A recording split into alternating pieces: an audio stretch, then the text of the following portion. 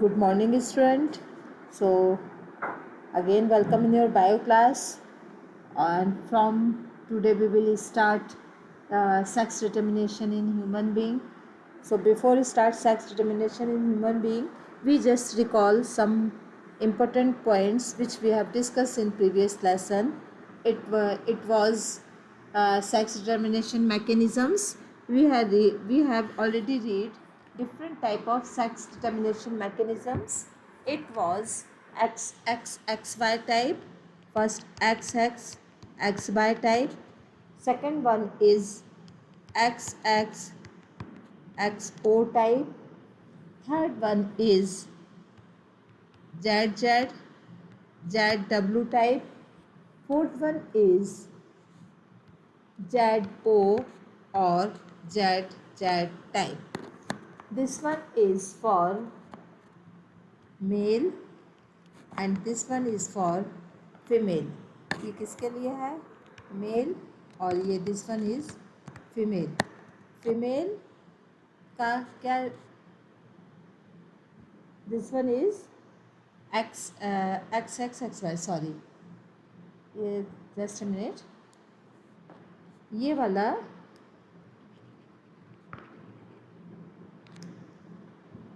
XXXY, ये this one is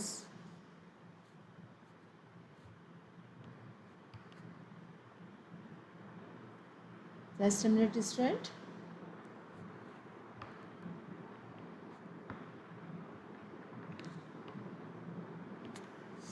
Yes, this one is female and this one is male. Female male ये क्या है? Heterozygous. ये भी मेल हेट्रोजाइगस. ठीक है. और यहाँ पर जेड जेड और जेड ओ और Z Z type, Z Z और Z O. This one is butterfly. Z O और जेड जेड टाइप किस में है? जेड ओ और जेड जेड टाइप ये है बटरफ्लाई में. इसमें होता है ये बटरफ्लाई में. बटरफ्लाई जहाँ जेड ओ क्या है? जेड ओ ये फीमेल है और जेड जेड मेल है. ठीक है. यहाँ पे जेड जेड फीमेल है, जेड डब्ल्यू मेल है. तो this is that different mechanisms of sex determination.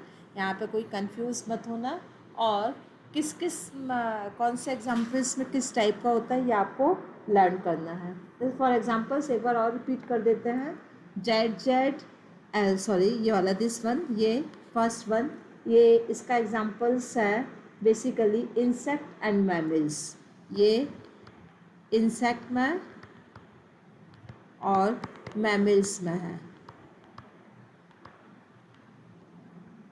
ठीक है. एक्स एक्स और एक्सो टाइप ये ग्रॉसहॉपर और कॉकरोच में. ग्रॉस हॉपर नोट कर लेंगे जब आप इसको वीडियोस देखेंगे. वीडियो देखते समय आप इसको नोट कर लेना. Third one is Z Z Z W type. It is fishes और फाउल में. किस में है? फिश में. और fourth one Z O Z Z type ये बटरफ्लाई और मॉथ में. इसका एग्जाम्पल है मॉथ एंड बटरफ्लाई.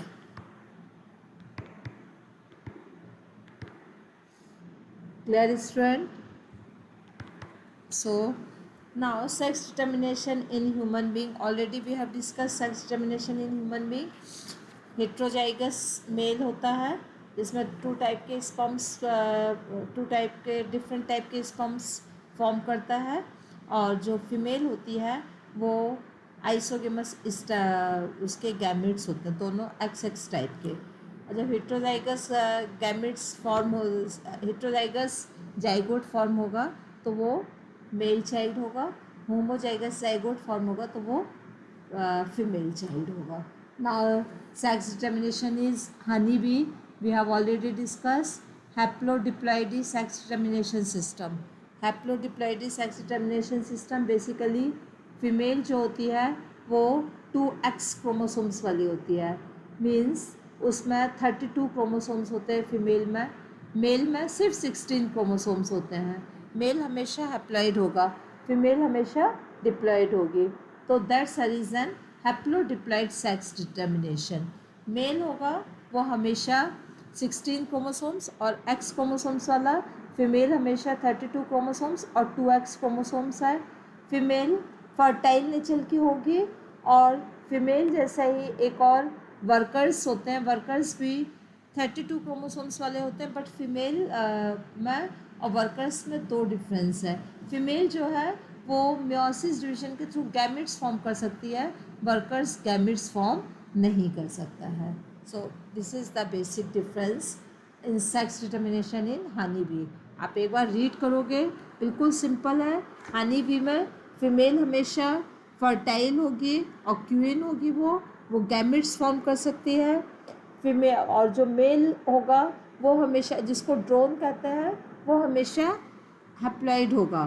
ठीक है, डिप्लॉइड मतलब हनी बी में टोटल क्रोमोसोम्स नंबर 32 है, तो फीमेल में 32 क्रोमोसोम्स होंगे और मेल में 16 क्रोमोसोम्स होगा। सेकेंड, जो फीमेल जैसे ही एक और वर्कर होगा वो भी 32 क्रोमोसोम्स वाला होगा, बट वो फर्टाइल नहीं होगा, वो स्टेराइल होगा, it can not produce gametes. So this is the basic principles और basic concept behind development of sex determination in honey bee. Clear student? So honey bee का जो सेक्स डिटर्मिनेशन है उसके बेसिक पॉइंट्स किस तरीके से होंगे? Honey bee show haploid diploid sex determination system. Second, of springs formed from union of sperms and egg and develop a female queen और worker। Queen और वर्कर हमेशा जाइगोट के फॉर्म पर ही मिलेगा, जिसमें एक जाइगोट फॉर्म हो रहा है, मतलब दो गैमेट्स इसमें फ्यूज़ हो रहा है। लेकिन डिप्लॉयड, दोनों डिप्लॉयड होंगे, लेकिन वर्कर्स जो है वो अनफर्टिलाइज्ड नेचर का होगा, मतलब वो गैमेट्स फॉर्म नहीं कर सकता है। क्लियर? और जो फीमेल मेल होता है वो माइटोसिस डिवीजन करेगा, क्योंकि उसमें क्रोमोसोम्स नंबर एक्स हैं, तो माइटोसिस डिवीजन करेगा। ठीक है? So neither have father nor son but have grandfather and grandson. तो इसके लिए एक कॉमन स्टेटमेंट आता है, male produce sperm by meiosis. इसको ध्यान से सुनो। In case of honeybee, male produce sperm by mitosis, so they neither have father nor son, but have grandfather and a grandson। समझ में आया कि क्या बोल रहा है? जो मेल जो होता है वो 16 क्रोमोसोम्स का होता है और उसमें फर्टिलाइजेशन की प्रोसेस नहीं हो रही है। समझ में आया? और वो सिंपली माइटोसिस डिवीजन करके क्या बना रहा है? माइटोसिस डिवीजन करके वो मेल फॉर्म कर रहा है। समझ में आया? तो मेल में हमेशा क्रोमोसोम्स नंबर हाफ रहेंगे। Male produce sperm by mitosis. Male जो है स्पर्म्स कैसे फॉर्म कर रहा है? माइटोसिस डिवीजन के through. So they neither be father nor son but have grandfather and grandson। Clear? So this is the statement. Don't confuse to this statement। बस इसका बेसिक कॉन्सेप्ट आपको लर्न करना है। अब आता है म्यूटेशन। म्यूटेशंस बेसिकली क्या है? Mutation is a phenomena which result in alterations of DNA sequence. जो डीएनए के को थोड़ा सा ऑल्ट्रेशन चेंज कर दे, डीएनए सीक्वेंस में चेंज कर दे, it is called as mutation। Mutation is a phenomenon which result in alterations of DNA sequences and consequently result in change in the genotype। Second इसका पॉइंट क्या है? Genotype में और फिनोटाइप में change हो जाएगा। जब जीनोटाइप चेंज होगा तो फिनोटाइप भी चेंज होगा। Clear student? तो there are basically two type of mutations. Mutations two type के हैं। फर्स्ट है पॉइंट म्यूटेशन और सेकेंड है frame shift mutation. Frame shift mutation. Point mutations क्या है? In the mutation in single base pair. Mutation किस में हो रहा है? सिंगल बेस पेयर में। सिंगल बेस पेयर में चेंज हो रहा है, which is replaced by another base pair. जैसे इसका एग्जाम्पल है, पॉइंट म्यूटेशंस का एग्जाम्पल जो दिया हुआ है, it is sickle cell anaemia. Sickle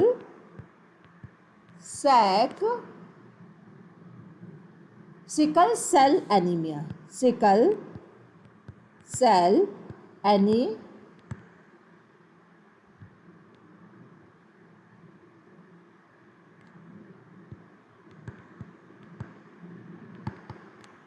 sickle cell anaemia, ये sickle cell anaemia basically point mutation का गुड एग्जांपल्स। क्यों?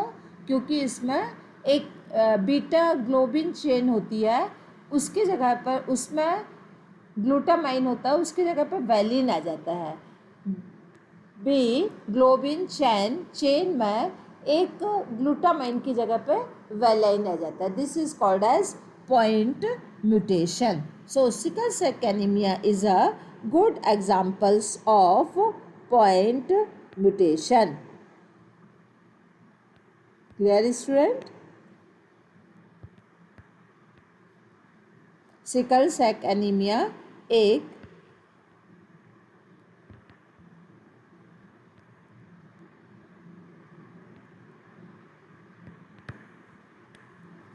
सेकेंड आता है फ्रेम शिफ्ट म्यूटेशन।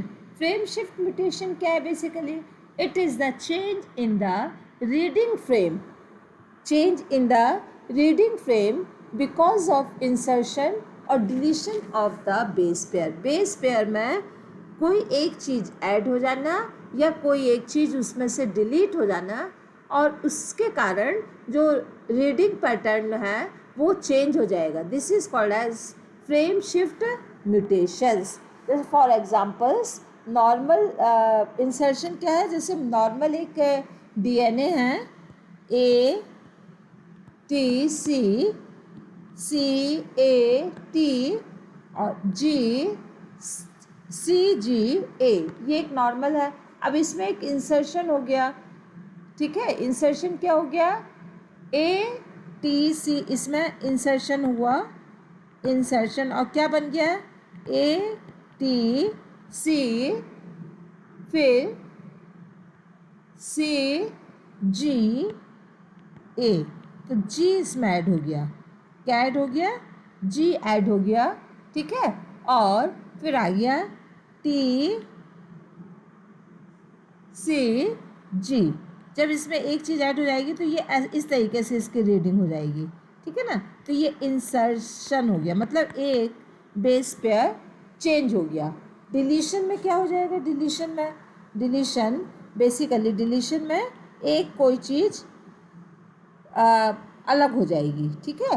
कैसे? फॉर एग्जांपल्स डिलीशंस में फॉर एग्जांपल्स कैसे आ गया?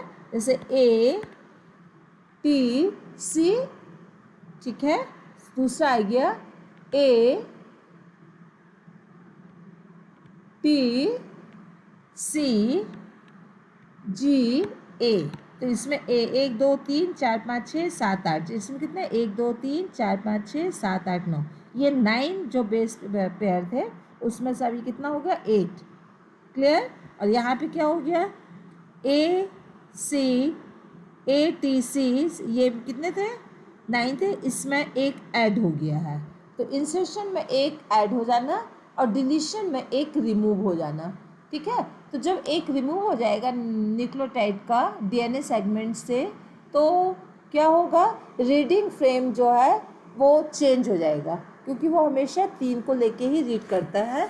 इसका एक एग्जांपल्स दिया हुआ है बुक में, we just see it.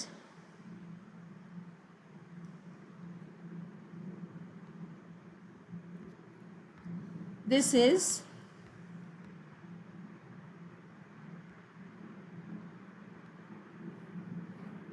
Mutations. एक जस्ट मिनट स्टूडेंट, निकालते हैं सब।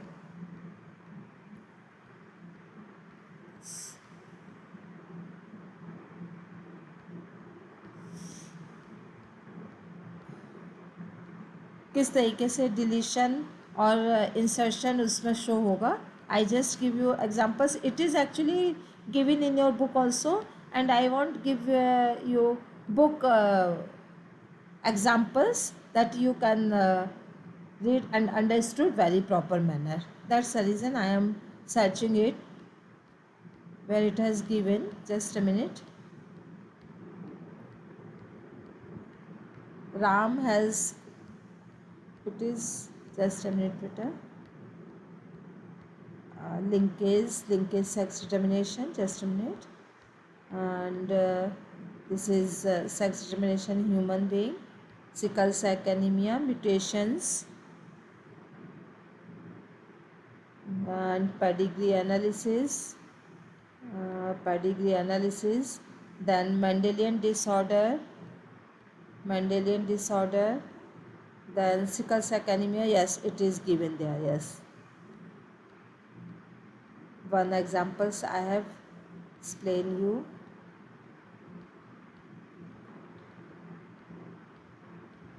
It is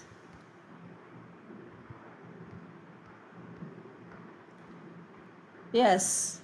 Examples is this one. Just a minute. For example, a one word is given in Ram. Ram has red cap. It is the if we insert, ये एक sentence है, Ram has red cap. ठीक है, अब insertion में क्या होगा? Insertion में क्या, किस तरीके से रीडिंग प्रोसेस चेंज हो जाएगी? इंसर्शन, ठीक है, यदि एक वर्ड इसमें बी को इंक्लूड करते हैं, इसमें बी को इंक्लूड कर दिया, ठीक है, तो अब आ जाएगा राम हैज़ के बाद बी इंक्लूड हो गया है. राम, ये इसको राम ही पढ़ेगा 3 टर्म को, हैज़, और यहाँ पे बी इंक्लूड हो गया. यहाँ पे क्या इंक्लूड हो गया है? बी. तो ये क्या राइट करेगा? बी आर ई को पढ़ेगा.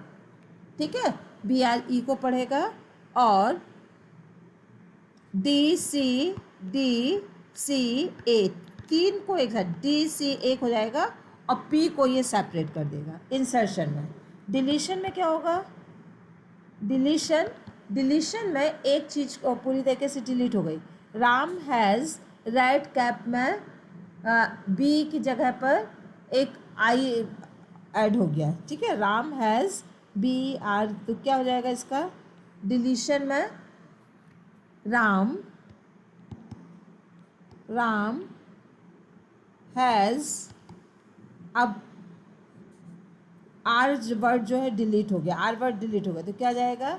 ई डी सी, जिसका कोई मीनिंग नहीं, प्लस ए पी. इसमें एक वर्ड डिलीट हो गया. क्या डिलीट हो गया? आर डिलीट हो गया. तो फ्रेम शिफ्ट म्यूटेशन कैसे हो जाएगा? Ram has D E C D and A P. ठीक है, अब एक और वर्ड डिलीट हो गया. एक और वर्ड कौन सा डिलीट हो गया? ई के बाद सी भी डिलीट हो गया, ई सी ए. ठीक है, डी वर्ड डिलीट हो गया. क्या वर्ड डिलीट हो गया? सॉरी, ई वर्ड डिलीट हो गया. अब ये ई डिलीट हो गया, तो क्या हो जाएगा? राम हैज़ डी सी ए और पी अलग हो जाएगा. ठीक है, अब यदि डी वर्ड भी डिलीट हो गया तो क्या हो जाएगा? Ram has cap, C A P, cap. तो इस तरीके से डिलीशन और इंसर्शन वर्क. यदि कोई वर्ड, कोई एक बेस पेयर इंसर्ट हो रहा है, या कोई एक बेस पेयर यदि इसमें डिलीट हो रहा है, तो फ्रेम शिफ्ट म्यूटेशन हो जाएगा, क्योंकि रीडिंग पैटर्न चेंज हो जाएगा. This is the examples. Now pedigree analysis. अब आता है पेडिग्री एनालिसिस. पेडिग्री एनालिसिस क्या है? Basically this one, pedigree analysis, it is genetics disorder. इसमें बेसिकली क्या है? The study of inheritance of genetic traits in several generation of a human family in form of family tree diagram is called pedigree analysis. family tree diagram के through किसी भी genetic trades का several generation तक, कई generation तक उसकी heredity को study करना ही पेडिग्री एनालिसिस होता है. The idea that disorder are interlinked has been prevailing. और पेडिग्री एनालिसिस किसके लिए इम्पोर्टेंट होता है? जेनेटिक डिसऑर्डर्स को फाइंड आउट करने के लिए. ठीक है, तो इसके एडवांटेज भी हैं और इसके डिसएडवांटेज भी है. एडवांटेज में क्या है? It's help in genetic counselling to avoid disorder in the future generations. Future generations अच्छी हो, जेनेटिक डिसऑर्डर ना हो, तो पेडिग्री एनालिसिस के थ्रू वो किया जा सकता है. Secondly, it is important to know that possibilities of expressive recessive alleles that can causes genetic disorder like color blindness, hemophilia. कुछ ऐसी diseases जो जेनेटिक डिसऑर्डर से family to family, generation to generation pass out होती हैं, उनकी possibilities next generation में है कि नहीं है, ये पेडिग्री एनालिसिस के थ्रू फाइंड आउट किया जा सकता है. Control cross can be made in human और pedigree analysis help us to study inheritance pattern of our traits. Control cross का मतलब ये होता है, जब पेडिग्री एनालिसिस होती है तो उसका जो हाइब्रिड जो प्रोसेस होती है वो कंट्रोल वे में होती है. ठीक है ना. It help us to understand whether the traits is dominate और रिसेसिव, ऑटोसोमल और सेक्स लिंक्ड. इस प्रोसेस के थ्रू, पेडिग्री एनालिसिस के थ्रू क्या कर सकते हैं?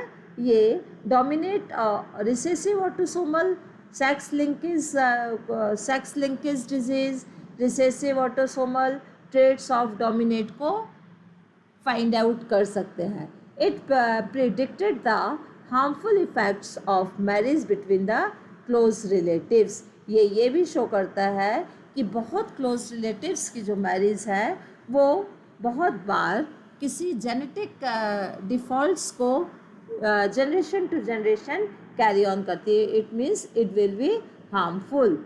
इन extensively use in medical research.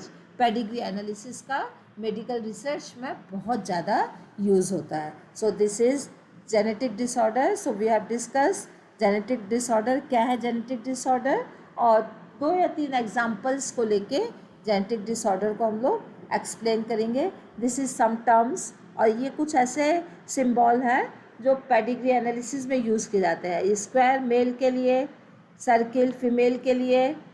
ठीक है, ये इस तरीके से सेक्स ये ना तो सर्किल में है प्रॉपर, ना ही ये प्रॉपर स्क्वायर में है.